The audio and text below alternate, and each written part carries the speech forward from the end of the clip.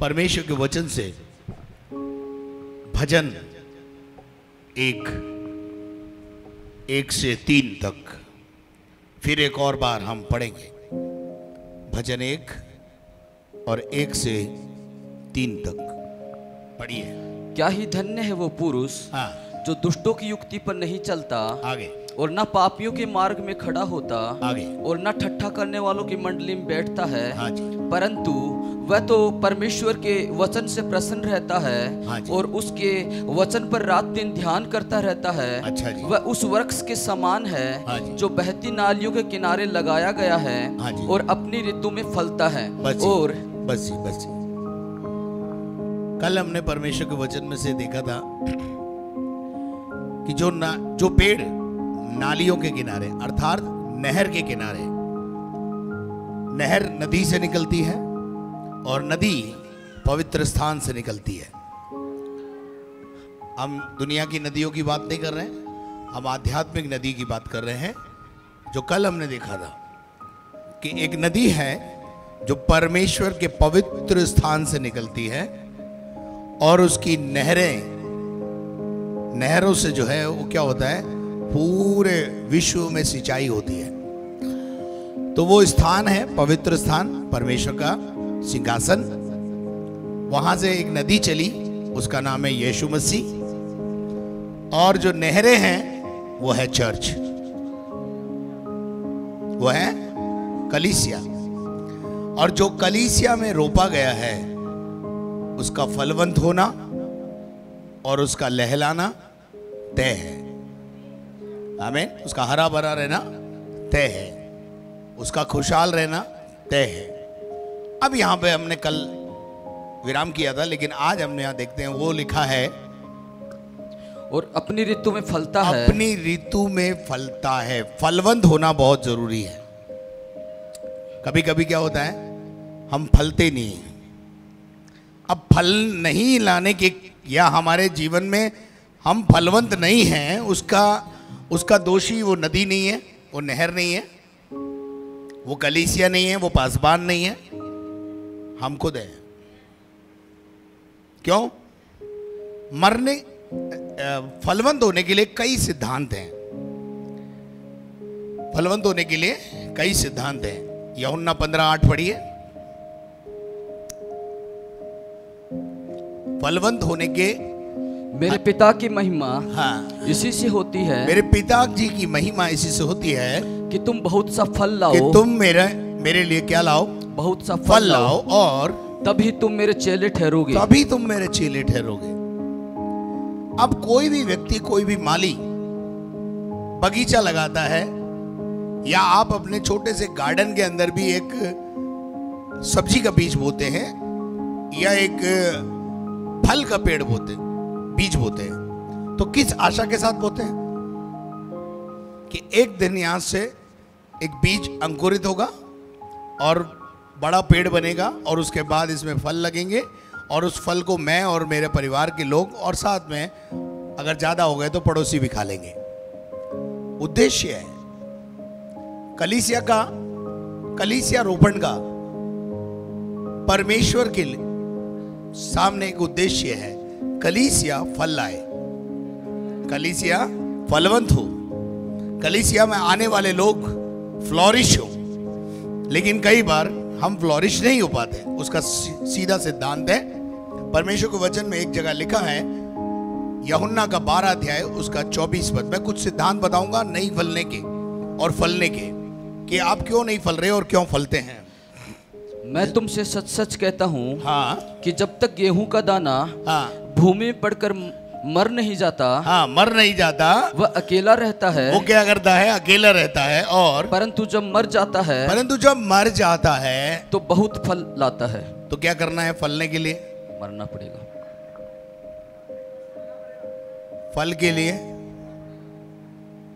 Hello इधर देखो, फल लाने के लिए कलीसिया में आने के बाद मैं खत्म हो जानी चाहिए।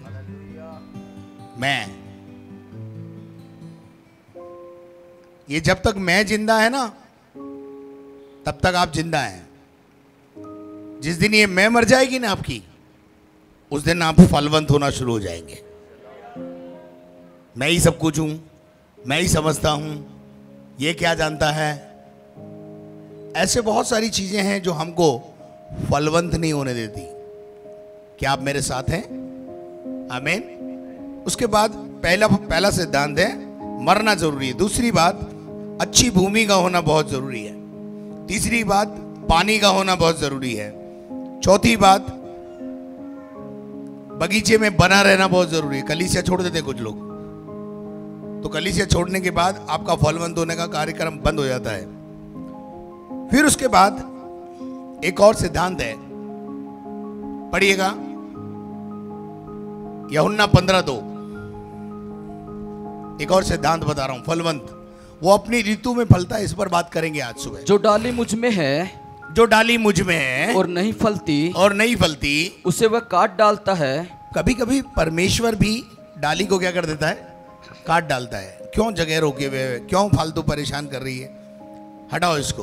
और जो फलती है, और ध्यान से सुनो, और जो फलती है। आप फलने वाले लोग हैं? आमीन। आप फलने वाले लोग हैं या सड़ने वाले लोग हैं? तो जो फलती है, बोलो जो फलती है, उसको वह छांटता है। उसको छांटता है। बोलो छटाई जरूरी है। लेकिन जब माली छटाई करता है, पादरी छटाई करता है, तो खुशी होती है क्या? देखिए, दो चीज होती है बागवानी के सिद्धांत में। दो चीज होती है, एक कटाई, एक छटाई। कटाई किसकी होती है? जो कई सालों से फल नहीं ला रहा है, उसको तो माली क्या करता है? जड़ से काट के बाहर कर देता है। लेकिन जो थोड़ा थोड़ा फल लाती होती कभी कभी, लेकिन ज्यादा फल नहीं ला रही होती है, उसके लिए एक माली काम करता है, छटाई। बोलो छटाई। पड़ोसी से पूछो, छटाई के लिए तैयार हो गया? फल लाना है तो छटाई सिद्धांत है। जैसे ही एक माली पेड़ को छांटता है, आप देखते हैं कि दूसरे समय में, दूसरी ऋतु के अंदर, अगली ऋतु के अंदर उसमें ज्यादा फल आते हैं। तो छटाई और छटाई हमें पसंद। जब देखो, जब पादरी साहब मेरे पीछे पड़े रहते हैं, अरे तुझे फलवंत करना चाहते इसलिए पड़े रहते हैं। आमीन, हालेलुया। जब देखो, जब मुझे बोलते रहते हैं क्षमा करो क्षमा करो क्षमा करो, इसलिए बोलते हैं कि क्षमा तेरे जीवन की शैली बन जाए।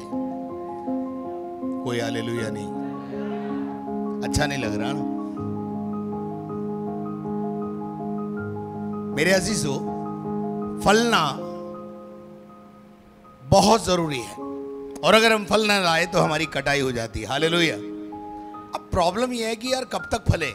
अब आइए परमेश्वर के वचन में चलेंगे। भजन 92 और उसका 12, 13 और 14 पद पढ़े। कल हमने पढ़ा था इसको, लेकिन आज फिर पढ़ के फिर थोड़ा सा आगे निकल जाएंगे। धर्मी लोग खजूर के समान फूलेंगे फलेंगे। आप कौन है? धर्मी लोग। आप बोलिए ना, कौन है आप? है कि नहीं? पहले तो ये डिसाइड कर लो, है कि नहीं? धर्मी लोग खजूर के समान। खजूर का पेड़ देखा? खजूर का पेड़ देखा आपने कभी? नहीं देखा है तो टीवी खोलना, नेट खोलना, उस पर देख लेना। बड़े लंबे चौड़े, लंबे निकल जाते हैं। आगे, खजूर के समान फूलेंगे फलेंगे। फूलेंगे फलेंगे, बोलो फूलेंगे फलेंगे।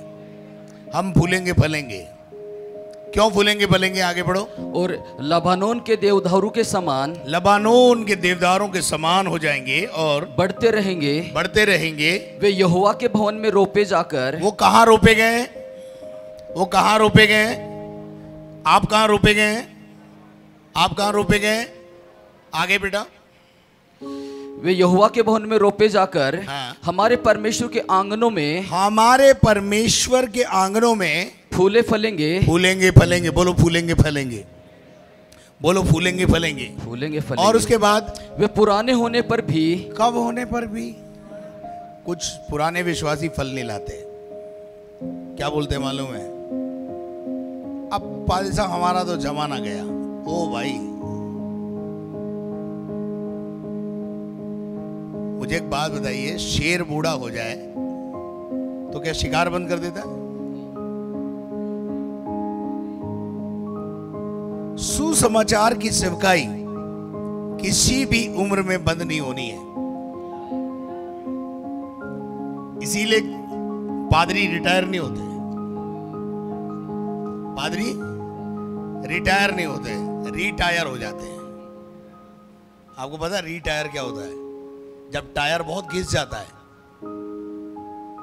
टायर बहुत घिस जाता है और उसमें बार बार पंचर होने लगते हैं, तो उसको एक कंपनी एक दुकान होती है, उसमें ले जाया जाता है और उसके ऊपर वापस से एक रिटायरिंग कर दी जाती है। और जब वो रिटायर हो जाता है तो ऐसा लगता है बिल्कुल नया है। ऐसे ही यहोवा के लोग प्रतिदिन उठते हैं तो रिटायर हो जाते हैं। अंग्रेजी बड़ा अच्छा सब्जेक्ट है, एक ही प्रोनाउंसिएशन है, एक ही वो है, लेकिन मीनिंग अलग अलग है। Retired, retired. तो अपन देख रहे हैं कि वे पुराने होने पर भी, कितने पुराने होने पर बोलो, भी मैं पुराने होने पर भी फल लाऊंगा, फलते रहेंगे। मैं पुराना होने पे भी फल लाऊंगा, मैं बूढ़ा होने पे भी, मैं बूढ़ा होने पर भी फल लाऊंगा। आमीन। तो कब तक फलना है? इस प्रश्न का उत्तर है फॉरएवर। फल लाने की कोई उम्र नहीं है जी, है? बुढ़ापे में भी अगर अपने इवेंजलिज्म किया, दो चार को खींच लाओ, वही तो आपका फल है। हमारे विश्वास का प्रतिफल क्या है? हमारी आत्माओं का उद्धार। सबसे पहले हमारी आत्मा का उद्धार, फिर हमारे आजू बाजू में रहने वालों का उद्धार। हमारे विश्वास का प्रतिफल जो है वो सबसे पहले हमारा उद्धार है, हमारी आत्मा का उद्धार है, उसके बाद हमारे आजू बाजू में रहने वालों का भी उद्धार होता है। तो अब हम आएंगे यजकेल 47 और उसके 11-12 पद को पढ़े। परंतु ताल के पास जो दलदल और गड्ढे हैं, उनका जल मीठा ना होगा, वे खारे ही रहेंगे। हाँ, यहाँ लिखा है कि वे खारे के खारे रहेंगे।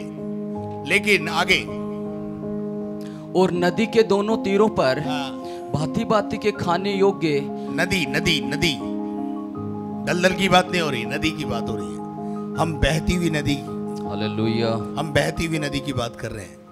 हमारी नदी जो है वो कैसी है? बहती हुई। हमारी नदी कैसी है? बहती हुई। हमारा यीशु मसीह कैसा सोता है? बहता हुआ। आज भी बह रहा है, आज भी बह रहा है, आज भी बह रहा है। आमीन। आमीन। वो बहता हुआ जल का सोता है। हालेलुया। उसके बाद क्या लिखा है? उन नदी के तीरों पर भांति भांति के खाने के योग्य फलदायी वृक्ष उपजेंगे। फलदायी वृक्ष उपजने लगेंगे। किसमें? नदी के किनारे, नहरों के किनारे। क्या आप मेरी बात को समझ रहे हैं? कौन से पेड़? जंगली पेड़ नहीं, फलदायी। कौन से पेड़? बोलो, फलदायी पेड़। अब आप देखिए, अब एक होता है जंगली पेड़ जो काम का ना काज का, दुश्मन अनाज का खड़ा रहता है। ऐसे भी कलीसिया में बहुत सारे हैं। मैं आपके लिए नहीं कह रहा हूं, आप अपने ऊपर नहीं लेना। कई लोग अपने ऊपर ले लेते हैं। आज हमको पादरी साहब ने टारगेट कर लिया।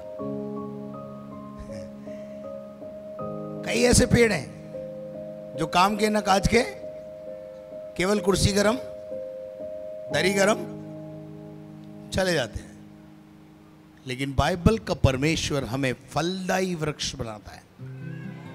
आमीन। जो यहोवा के आंगन में रोपा गया है, जो नदी के किनारे रोपा गया है, जो नहरों के किनारे रोपा गया है, वो फलदायी वृक्ष उपजेंगे, अपने आप उपजेंगे। और जिनके पत्ते न मुरझाएंगे। Listen carefully, it is a promise of God. आमीन। It is a promise of God. ये परमेश्वर का वायदा है आपके साथ। आपका चेहरा कभी मुरझाया हुआ नहीं होगा। आमीन। हालेलुया। आमीन। शादमान रहोगे आप, आमीन। खुशहाल रहोगे आप। आमीन। आमीन। आमीन। कोई तो बोलो आमीन। आमीन। आमीन। जो आमीन बोलते तो मुझे भी जोश आता है इधर से। हालेलुया। जिनके पत्ते कभी नहीं मुरझाएंगे, जिनके पत्ते कभी मुरझाएंगे नहीं, हम मुरझाने वाले लोग नहीं हैं। आपको पता है जब हम ऊपर जाएंगे, स्वर्ग में जाएंगे, तो परमेश्वर भी हमको एक ना मुरझाने वाला मुकुट देगा। हम, आपको पता है जब मैं यहाँ पे सेवा करता हूँ और जब लोग आते हैं तो मैं मेरी सेवा का जो उद्देश्य है वो जब लोगों को बताता हूँ, और वो सेवा का उद्देश्य ये है कि मुरझाए हुए चेहरे के ऊपर मुस्कान ले आना, मुरझाए हुए चेहरे पर मुस्कान ले आना। कलीसिया का काम ही यही है, चर्च का काम है ये, चर्च के लोगों का काम है, विश्वासियों का काम है कि एक मुरझाए हुए चेहरे को देखकर उसके पास जाकर उससे बात करके उसके मुरझाए हुए चेहरे में एक मुस्कान भर दे। हालेलुया। आपको पता है मैं अक्सर एक गवाही देता हूं कि मैं और मेरी पत्नी बाजार गए, बाजार में उनकी जो है वो चश्मे की डंडी टूट गई। मैं एक दुकान में डंडी ठीक कराने गया, एक आदमी मुरझाया हुआ चेहरा लेके बैठा हुआ था। मैंने पूछा उससे, मैंने बोला भाई साहब क्या हो गया, चेहरा लटका हुआ क्यों है? मैं जानता नहीं था, ज़्यादा परिचय नहीं था, बस हल्का हल्का परिचय था। मैं बोला क्या बात है, आज बहुत उदास लग रहे हो, बहुत चेहरे से आपका थकान सी लग रही, क्या हो गया? बोले साहब मेरी बात मत पूछो, मैं बहुत परेशान हूँ। अरे मैंने बोला क्या परेशानी है, थोड़ा सा बता दो। बोले नहीं मेरी परेशानी बहुत बड़ी है, उसका समस्या का समाधान आपके पास नहीं है। मैं मन में बोला मेरे पास ही तो है, समाधान मेरे पास ही तो है। और मैंने उससे जब पूछना चालू किया और जब उसने अपनी समस्या बताना शुरू किया, बोला मेरे 2 बेटे हैं, दोनों को हेमोफीलिया बीमारी है जिसका दुनिया में कोई इलाज नहीं है। कई जगहों पर इलाज कर रहे, कोई इलाज नहीं हुआ। बोला मैं सब प्रभुओं को मानता हूं। अब मन में मैंने बोला यही तो प्रॉब्लम है, मेन प्रॉब्लम यह है, प्रभु एक है और तू सब कहां से लाया, मेरे समझ में नहीं आया। प्रभु तो, परमेश्वर तो एक है और तू बोल रहा है मैं सब प्रभुओं को मानता हूं। प्रभु तो भाई एक है भाई। अब मन में बोला मैंने बोला अच्छा चलो आपकी समस्या बताओ। फिर वो मुझे कंप्यूटर रूम में ले गए, सारी समस्या सुनी। मैं बोला मेरे पास आपकी समस्या का इलाज है। बोले क्या इलाज है? मैं बोला थोड़ा समय दे दो। शाम का रात को 8:30 बजे का समय दे दिया, घर पहुंच गए, प्रार्थना किया, वचन शेयर किया। 8 के 8 प्राणी यीशु मसीह में आ गए, हेमोफीलिया भी दूर हो गया, सबकी शादी हो गए, ब्याह हो गए, मुस्कुराते हुए चेहरे हैं। आज अच्छी खासी दुकान लेके बैठे हुए हैं। 48 साल से दुकानों पर काम करते थे, लेकिन आज वो खुद की अपनी दुकान लेके बैठे हैं। आप समझ गए होंगे मैं किस परिवार की बात कर रहा हूँ। चेहरे पर मुस्कान लाने के लिए कलीसिया काम करती है। आमेन, आमेन, आमेन, आमेन। किसी भी लटके हुए चेहरे के पास आप चले जाइए, पूछिए उससे क्या समस्या है। वो बोलेगा बहुत बड़ी है। मैं बता क्या समस्या है? तेरी हर समस्या का समाधान मेरे पास है।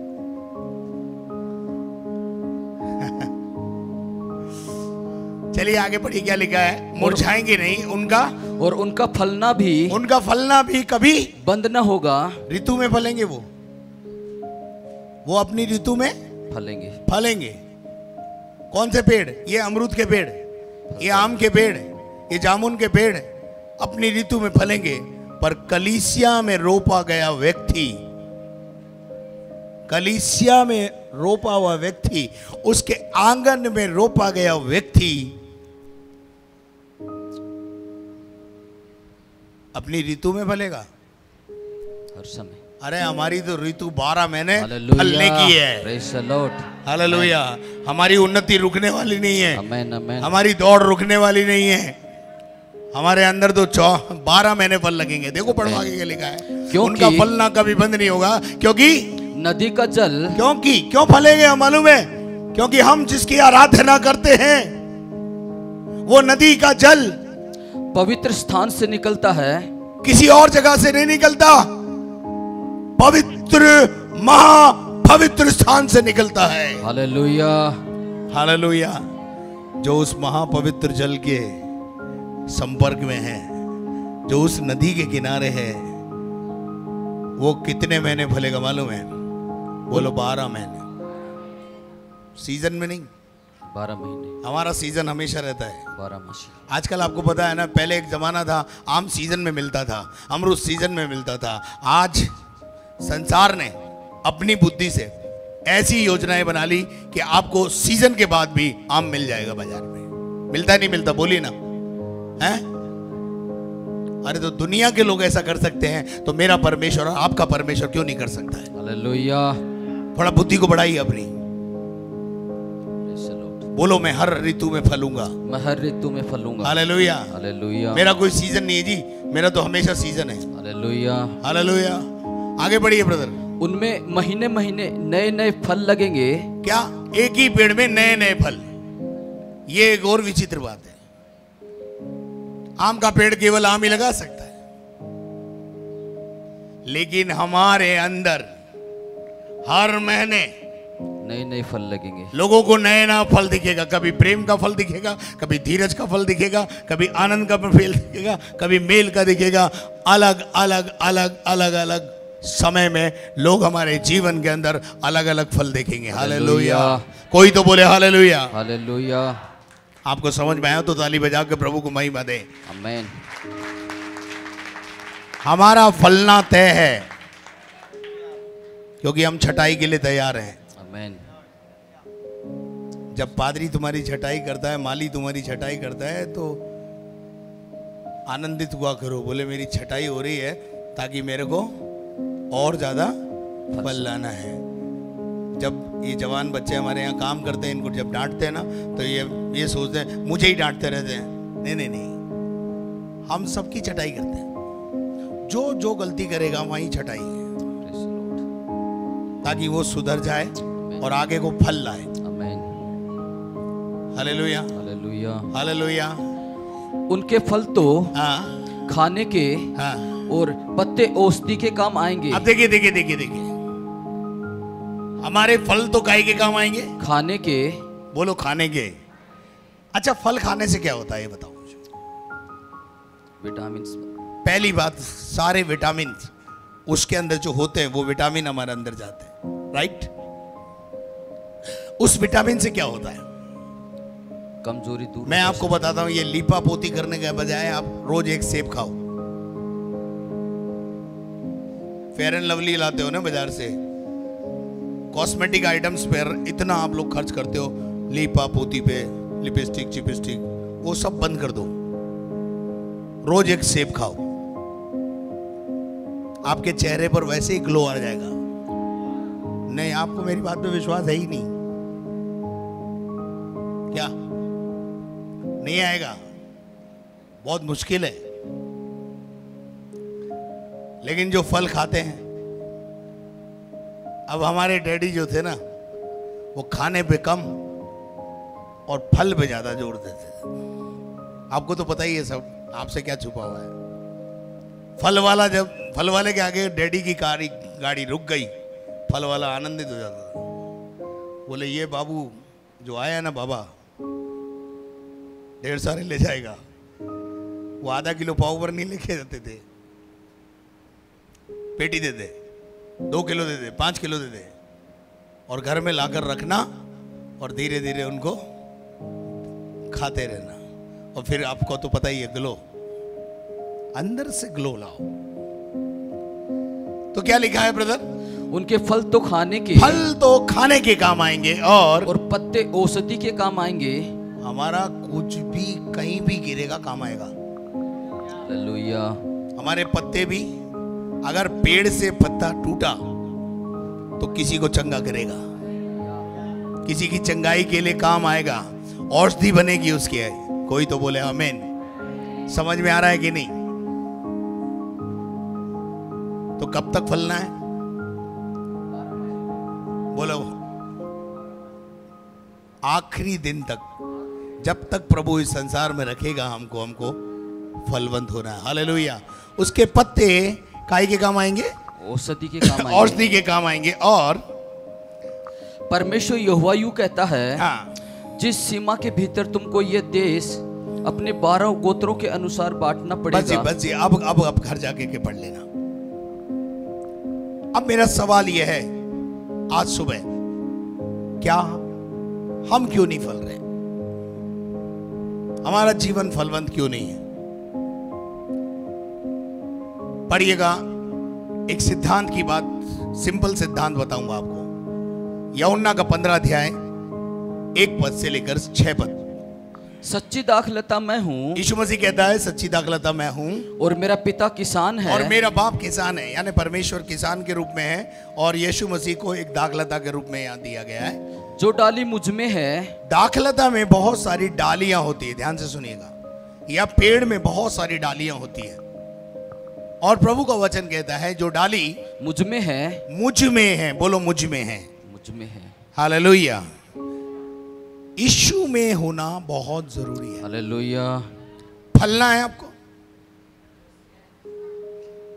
ये पादरी साहब तो फलते जा रहे हैं, हम सुकुड़ते जा रहे हैं।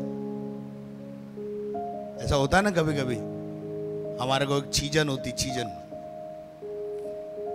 ये तो फल रहा है और मेरा कुछ हो नहीं रहा है।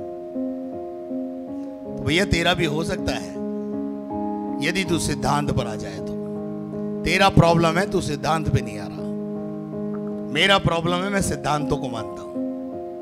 आगे क्या लिखा है? जो डाली मुझ में है और नहीं फलती। इसका मतलब क्या है? डाली को अगर पेड़ में रहना है तो फलना पड़ेगा, पड़ेगा, पड़ेगा, पढ़ना ही है। हालेलुया। आगे बेटा, उसे वह काट डालता है, उसको क्या कर देता है? काट देता है। आगे, और जो फलती है, और जो फलती है उसे वह छांटता है। हाँ, कटाई और छटाई दोनों बताई मैंने आपको, पहले बता चुका हूं, इसलिए आगे बढ़ूंगा यहां से। ताकि और फले, ताकि और फले। छटाई का कारण क्या है? ताकि और फले। डांट का कारण क्या है? और अच्छे हो जाए। तो डांट से बैर नहीं करना। आगे, तुम तो उस वचन के कारण हाँ, जो मैंने तुमसे कहा है हाँ, शुद्ध हो। क्या हो तुम? उस वचन के द्वारा तुम्हें प्रभु ने शुद्ध किया है और तुम मुझ में बने रहो, तुम मुझ में बने तुम रहो, कलीसिया में बने रहो, मुझ में बने रहो, यीशु में बने रहो, तो और मैं तुम में, और मैं तुम में बना रहूंगा। कभी कभी क्या है, हम कलीसिया में बने रहते हैं पर यीशु के साथ संबंध नहीं होता। आ तो रहे हैं लेकिन यीशु के साथ संबंध नहीं। दोनों चीजों को अपने जीवन में लागू करना है। मैं उसमें और वो मुझ में, मैं उसमें और वो मुझ में, दो बदन एक जान हो जाए। हालेलुया। दो बदन एक जान, एक मन हो जाए। हालेलुया। वो मुझ में और मैं उसमें बना रहूं। आगे, जैसे डाली, जैसे डाली यदि दाखलता में बनी न रहे, यदि दाखलता में, यदि पेड़ से डाली को अलग कर दिया जाए तो अपने आप से नहीं फल सकती। पड़ोसी को बोलो अपने आप से नहीं फल सकते हो। अपने आप से तो क्या करना पड़ेगा? वैसे ही डाली को पेड़ से जुड़ा रहना पड़ेगा, फल लाने के लिए बहुत जरूरी है। हालेलुया। क्योंकि जो हरा भरा रख रही है डाली को, वो कौन है? पेड़। जड़। जड़ क्या है? जड़। जड़। जड़ से, जड़ जो है वो पानी को खींचती है और पानी को खींच के तने में पहुंचाती है और तना जो है वो डालियों तक पहुंचाता है। लेकिन अगर डाली को अलग कर दिया जाए तो उसका सूखना, उसका मुरझा जाना तय है। आपसे मैं दावे के साथ बोलता हूं, जितने लोग प्रभु से अलग हो गए हैं, जितने लोगों ने कलीसिया छोड़ दी है, जितने लोगों ने भवन में आना छोड़ दिया है, उनके जीवन में जाकर उनकी शक्लें देख लो आप। उन्होंने आनंद खो दिया है। अब अकड़ अकड़ में चले तो गए, आना चाहते हैं वापस, लेकिन नाक आने नहीं देती। आप देख लीजिए, घर जाके देख लीजिए, उनके जीवन देख लीजिए, उनके बच्चों का हाल देख लीजिए। उनके चेहरे से वो रौनक जो थी प्रभु में वो चली गई। आप एक्सपेरिमेंट कर लीजिए इस बात का कि कोई व्यक्ति 2 साल 3 साल 5 साल के बाद जब बैकस्लाइड हो जाता है, कलीसिया छोड़ देता है या कलीसिया से अलग हो जाता है, तो उसका जीवन कैसा हो जाता है। वो भले अपने आप में बहुत अपने आप को दिखाता रहे, लेकिन अंदर ही अंदर गया वो काम से, वो किसी काम का नहीं, वो ना यहाँ फल ला रहा है ना वहां फल ला रहा है, जहां गया है ना वहां भी फल नहीं ला रहा है। क्यों फल नहीं ला रहा है वहां पे? क्योंकि वहां उसकी कोई परवाह नहीं कर रहा है। क्यों परवाह नहीं कर रहा मालूम है? ये अपने बाप का सिरीगत नहीं है, मेरा क्या होगा। चाचा ऐसा सोचता रहता है। कहने का मतलब यह है कि यीशु मसीह में हमें को क्या करना रहेगा? बने रहना पड़ेगा, जुड़े रहना पड़ेगा। आगे बेटा। वैसे ही हाँ, तुम भी यदि मुझ में बने न रहो, मुझ में बने ना रहो तो नहीं फल सकते। तो नहीं फल सकते। मैं दाखलता हूँ, मैं दाखलता हूँ, तुम डालियां हो। तुम डालियां हो। जो मुझ में बना रहता है, जो मुझ में बना रहता है और मैं उसमें बना रहता हूँ, वह बहुत फल फलता है। बोलो बहुत फल लाता है। बोलो सब जने बोलो बहुत फल लाता है। आपको बहुत फल लाना है, आपको बहुत फल लाना है, आपको बुढ़ापे तक फलना है। आमीन, आमीन। तो एक सबसे बड़ा एक काम है, प्रभु में बने रहो। प्रभु आप में बना रहे। प्रभु आप में बना रहे का क्या मतलब है मालूम है? प्रभु की बातें, प्रभु के सिद्धांत, प्रभु की आज्ञाएं आपके अंदर बनी रहें और आप उनको पालन करते रहें। निश्चित रूप से आप फलवंत होने लगेंगे। हालेलुया। पड़ोसी को बोलो प्रभु में बने रहना है। हालेलुया। यीशु में बने रहना। बोलो बोलो यीशु में बने रहना है, कलीसिया में बने रहना है, तो फल लाओगे। आइए अपने स्थान पर हम खड़े हो जाएं। हम प्रार्थना करें कि प्रभु हमारे जीवन में फल लाए।